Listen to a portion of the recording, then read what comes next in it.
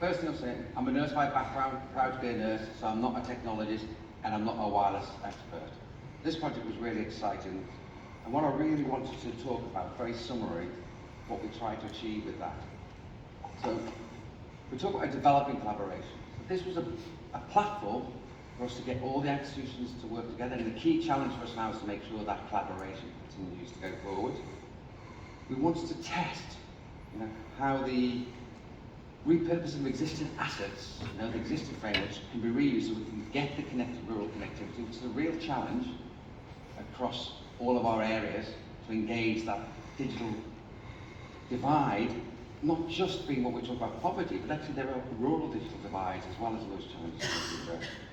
We want to show the benefits of our collaboration for the institutions, but also for individuals. We do this for the people we care, that we look after, we do this for the communities we serve. But equally, we want to address some of the deep-rooted demographic challenges that we have in rural areas. Old people want to move into rural areas. Old people get older, they eventually become a health challenge, and that's fine, but they have health needs. Young people move away from rural areas. So we need to help that. How do we help that economic development of these rural areas, make them a place that people want to stay in? And then equally, it's great, we can come up with great solutions. As Jen's already pointed to, they've got to be acceptable for the people we use, they've got to be adopted by the business, so we come up with great ideas, but quite often that's what they stay at. So that's what we're trying to look at. Very briefly, if we could run the video. West Mercia Rural 5G project. Network coverage in Worcestershire and Shropshire is poorer than our urban neighbours. The project has focused on building new 5G networks more efficiently and how these can improve healthcare in our ageing communities. We DCMS are very keen on is exploring how 5G connectivity can be used in rural environments. We want to see how the team can best utilise this 5G coverage to support the health and care services in Tenbury. Building new telecoms infrastructure masts in rural areas can be costly and time-consuming. The project has tested the reuse of assets in order to speed up the process.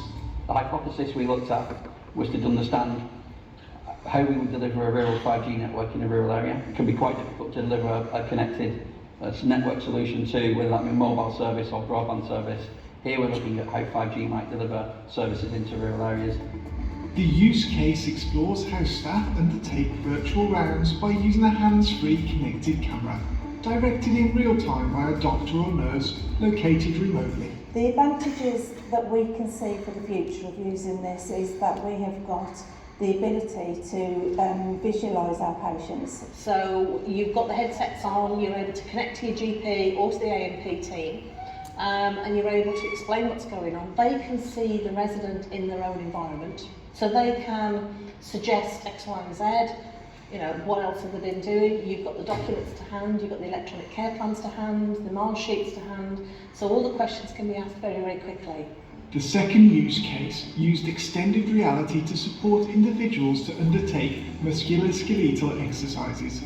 The patient records an avatar of their exercises before sending it to their physio for assessment.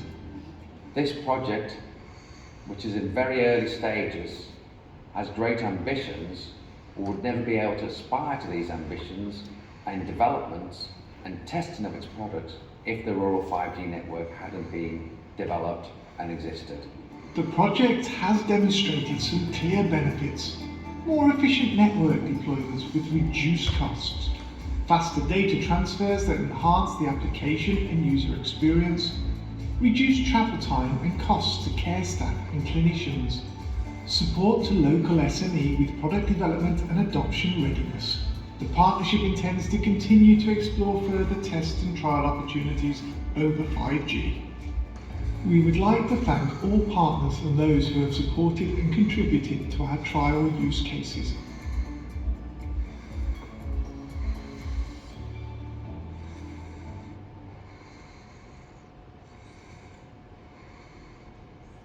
So, what does the future look like from our learning? We want to build on the infrastructure we put in place.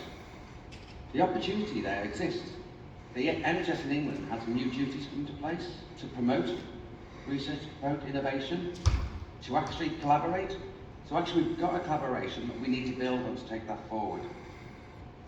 When we look at our connected worker case, okay, we've all used the pandemic and why care homes were closed. But care homes are having to be shutting their doors to people before that. There are lots of other reasons why the Care Quality Commission required care homes to close still.